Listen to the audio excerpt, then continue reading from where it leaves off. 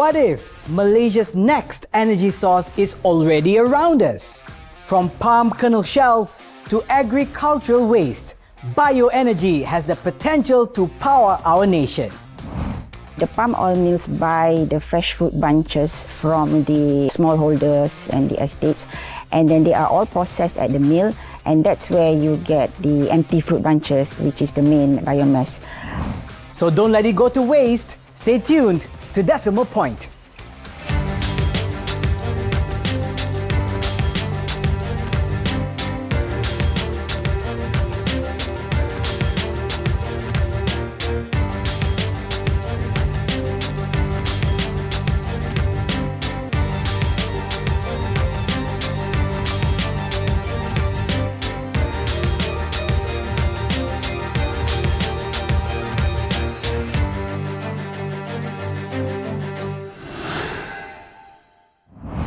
All the waste are used and all the waste are monetized. Once it is monetized, it becomes an income to the smallholders, to the landowners, to our syarikat kita. Dan at the end of the day, kita export.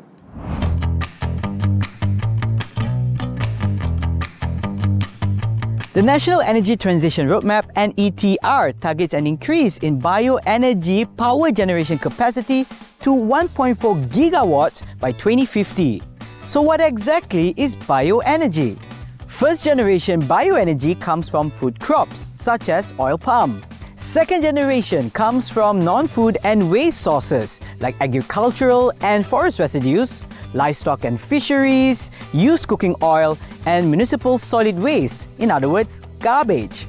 Third generation bioenergy is derived from algae. Surprised? Today we explore whether bioenergy can realistically become Malaysia's next energy opportunity.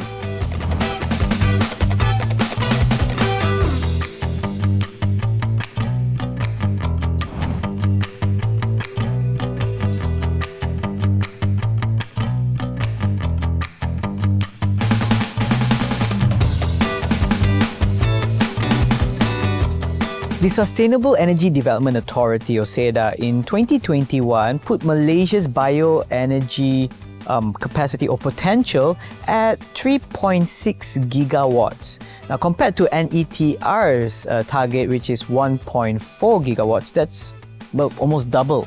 So why is it that NETR's target is almost half compared to what we can realistically produce? Yeah, that's a very good question. We need to know the difference between technical potential and deployable capacity. So the 3.6 gigawatt is based on if all of the biomass residues that are available is converted to energy. However, realistically, not all of these are available because at the palm oil mills, they would have used some of it for their own heat and energy needs. And also, quite a significant portion of the biomass will go back to the estate as fertilizer and land soil improver. So the 1.4 gigawatt that is in NETR is a more realistic target based on the current infrastructure that we have and logistics. So, however, I wouldn't say that this is the finishing line. I would say that this is the start of a milestone, and in future, when our technology is more advanced and we have better logistic systems, then we can go for higher target.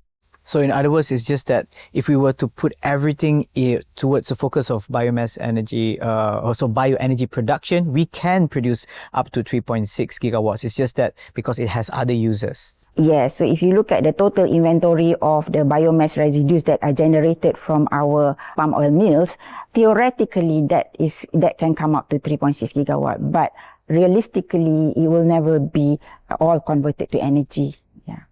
Now, speaking about palm oil biomass, one of Malaysia's most largest bioenergy sources. So this could be like the fruit bunches or even the canal or anything like that. But the question is, how can we make it efficient, not only in terms of technology, but also collecting this biomass, because it's spread across a very large area with many small holdings and plantations. How can we do that more efficiently?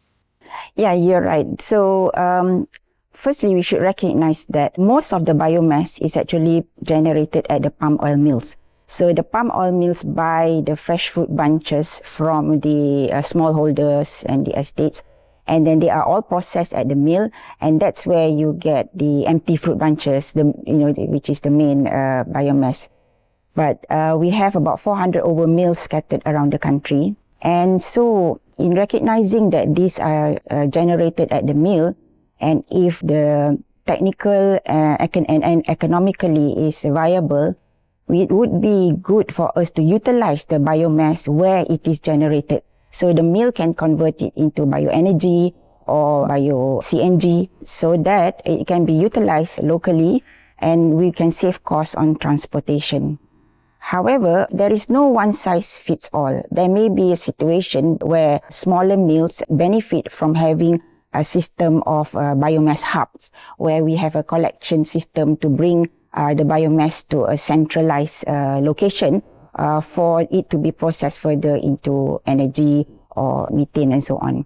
So a good balance between these two solutions will be something that is favorable.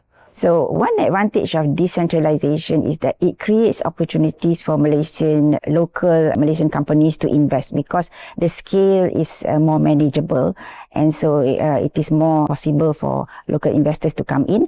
Furthermore, we create jobs for the local people and we can employ local graduates, engineers, and develop the capacity for local expertise. So that's one advantage that we can gain from decentralization. Potentially, it can get us the sustainable aviation fuel, but whether this is going to be enough for export, we will have to see.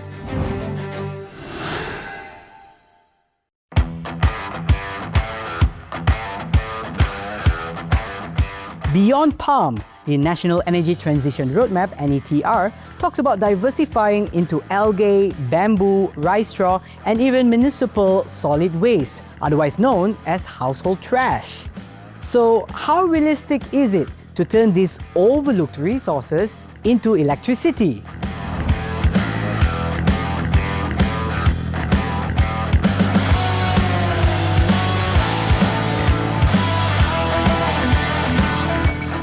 Before I move on to my next question, because it has this term in this question called feedstock, could you explain to us what does feedstock mean? Feedstock is essentially the raw material that is put into the reactor or the machine that's going to process it. So that's the term that we use to refer to that raw, unprocessed material that goes into the system or the machine for it to be processed. Which brings me to my question, because on NETR's roadmap, it mentioned about diversifying into bamboo, algae, rice straw as feedstock compared to palm oil feedstock now dominating the supply. Yeah, I think palm oil will almost certainly be the major feedstock for bioenergy because we have a very mature palm industry and abundant supply of biomass coming from the palm oil industry. And it makes sense that it will build on that strength. But it is also important for us to diversify, and we know that we have areas in Malaysia, for example, in Kedah, we have rice fields, and we have also bamboo in abundance in Malaysia. And the coastal areas, we might think there is a source of algae coming from there. So we should utilize this biomass feedstock from the different sources, and they can all be converted to energy in a similar way that the palm can. But then, the palm, in looking at the land use as well as the yield per hectare of land, is still the highest in terms of producing or generating the biomass. So for some time, I feel the palm will probably be the one that will be the major contributor, but diversification is still important. And also, we should look at getting the highest value from the different types of feedstock, because some are more suitable for getting biomass bio oil, some would be better for biogas, and and so on. So the best is not talking about the volume, but looking at the highest value that we can get from our biomass feedstock. Yeah. Very true indeed. Diversifying is important and getting the highest quality. But let's talk about palm oil biomass, where, if I'm not mistaken, SAF, or sustainable aviation fuel, is produced from palm oil. Could you explain to us more about that? Yes, you're right. So the sustainable aviation fuel is actually produced from further processing of, for example, biodiesel, which we can get from palm oil. And Malaysia has the potential to become a significant producer of the sustainable aviation fuel. Right, and looking at the opportunity in terms of aviation as well as the shipping industry, do you also see a potential where Malaysia can be an exporter for SAF? Yes, it depends on how we strategically use our biomass, because we have a finite supply of biomass, and so it depends on what we want to use it for. Potentially, it can produce, get us the sustainable aviation fuel. What is interesting is, for now, it doesn't even have to compete with the food supply, for example, the oil that we use for food, because from the palm oil mill, the empty fruit bunch, which is the what is remaining after you have squeezed out the oil, you can still process it using mechanical process or using hexane extraction, which is a solvent that is non-food grade, and what you get from that is technical oil, and that technical oil can be further processed to get sustainable aviation fuel.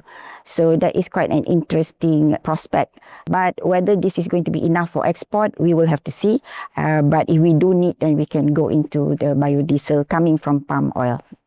Malaysia's National Energy Transition Roadmap identifies coal firing as one of the strategies to reduce emissions from coal power plants. So, can you explain to us, what does coal firing mean? Yes, so coal firing means we have more than one type of fuel being used in the power plant. So generally, the power plant is using coal as the fuel to be combusted. However, with coal firing, you will have another fuel coming in, and in this case, it's referring to the biomass. So the biomass is coming in, which means we can reduce the use of coal and eventually reduce the use of fossil fuel, and that will contribute to decarbonization. Very interesting indeed. So, what are the key enablers that is needed to ensure that coal firing can be successfully deployed at scale in Malaysia? Yeah, so energy transition is not just about technology. It requires the right regulation, commercial investment, and also institutional support. From the technical perspective, Malaysia is in a favorable position because we have a good source of biomass for co-firing with coal. And one of it is the palm kernel shell, PKS, which has a very favorable combustion properties, is very robust like coal, and also high calorific value, and can be very easily or readily mixed with coal for co-firing. And there's also a strong supply chain for it. There are other possible use of biomass. For example, empty fruit bunch also can be used in co-firing, but that will require additional processing before it's ready to be co-fired with coal. And I think it is important to ensure that co-firing is implemented in a way that is technically reliable, commercially viable, as well as environmentally sustainable.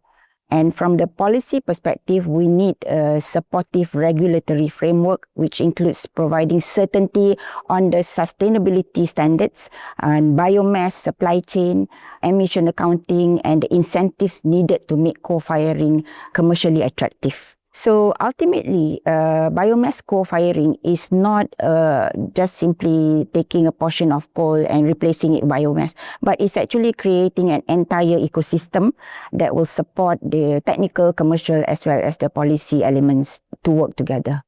Yeah, so you need to get a lot of things together to make it successful. But what I also find interesting is this waste to energy project, where I find there's an opportunity because Malaysians, we create a lot of municipal solid waste, or in other words, garbage, where energy from this can be recovered. So what are the key factors to make this kind of projects, this waste to solid project, successful in Malaysia? Yeah, I don't think it's just one factor. There is a combination of several challenges. But one good thing is that the technology for converting waste to energy is very established. So that we are ready for. However, in order for us to have a successful waste to energy project, we need a reliable supply of suitable waste. And so that means good waste segregation, consistent quality, as well as efficient collection system, and also long-term planning, as well as having a good investment into this. And ultimately, I think we need to shift our mindset from waste management to resource recovery. And then we start looking at the hierarchy of, from looking at the waste, we see what we can reuse, and then we can recycle, and whatever, and so we reduce what goes to the landfill. But the one that goes to the landfill is then what we think about converting to energy. Malaysia's energy transition shouldn't just be driven by one technology, but it should have a portfolio of technology, each with its own strengths.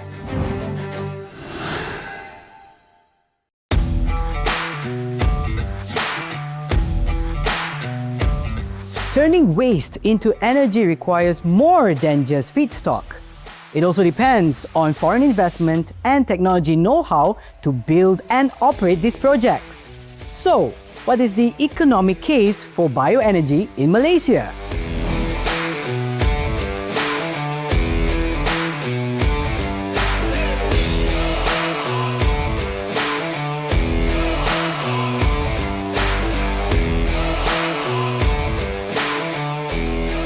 Solar plus storage is projected to be cheaper than coal and gas by the end of this decade. So what would be the economic case for bioenergy then? I do not think we should treat solar and bioenergy as competitors, but more to be complementing each other. Solar is a very good low-cost energy when we have the sun, but bioenergy can be obtained at any time when we need it, regardless of weather and time of the day. And furthermore, when we think of land use, we cannot be converting all of our land to solar farms. We still need to grow our food. And the advantage with bioenergy is that it is using available materials from the agricultural residues as well as municipal waste, which can be converted to energy. So I think we need to look at these different sources of energy, and Malaysia's energy transition shouldn't just be driven by one technology, but it should have a portfolio of complementary technology, each with its own strength. There's this interesting project in Terengganu, the Bio-CNG project, and we partnered with the Koreans, where they brought in not only foreign capital but also technology to fill in the gaps here. But would that mean that we locally do not have the capabilities or technology or expertise to do this, or are we highly dependent on these foreign partners? For conventional bio-CNG in Malaysia, we already have the technology. We have the capability to purify and upgrade our biogas to make bio-CNG. But in terms of bringing it to the large scale, perhaps the international partnership is needed for the investment and also for the creating the market. However, if we want to have a more higher yield of bio-CNG, there is another approach now, which is the emerging technology of co-digestion. What it means by co-digestion is the palm oil meal effluent is mixed with biomass, for example, EFB or empty fruit bunch, fronds, and so on, so that you can get more feedstock and you can get higher yield of bio-CNG. Now, this might require some partnership with international partners, because the technology that we need to process the biomass for it to be compatible and be incorporated in the POM for the co-digestion process. And also the infrastructure is going to be very costly. We need like 40 to 50 million to have the tanks for co-digestion. So I think this is where it can be strategic for us to have that partnership to start us off with this new technology. Very interesting indeed. That would mean that we still need funding, whether from overseas or locally, to run these projects. Which brings me to this question, where the feedstock still comes from the smaller companies or the mills, and we are still dependent on larger corporations or foreign partners for us to run these projects. Then who would gain financially in this kind of situation? It's a very important question and very interesting, because the success of bioenergy shouldn't just be measured by the amount of energy that we generate, but also the value that we create and retain in Malaysia. And if this sector is well developed, the benefit can be shared across the value chain. For example, the small holders can sell the residues from their plantation, which before this did not have value. So palm oil mills can generate electricity and also produce bio-CNG, and then Malaysian companies can commercialize innovations for this sector.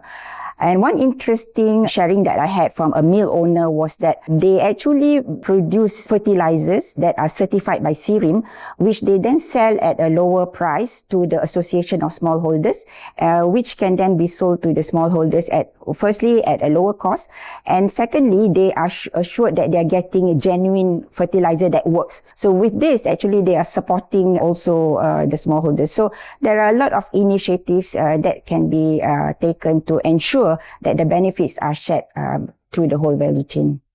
Oh, so we can actually create a win-win situation there. So in terms of NETR's flagship bioenergy projects, which is meant to attract more than 25 billion ringgit in investments, how would you say, since its establishment, since 2023, how have they done so far, and what do you want to see happen next?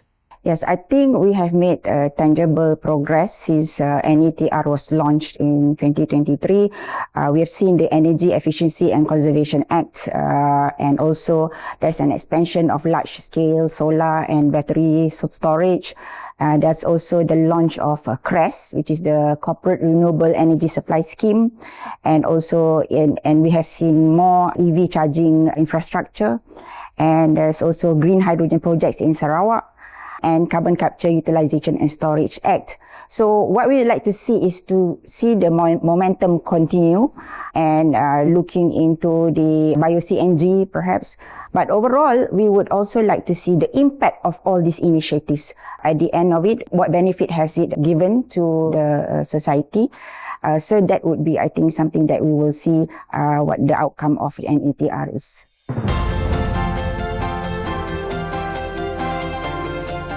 Malaysia generates around 30,000 tons of municipal solid waste in a day, with up to 70% having recycling potential.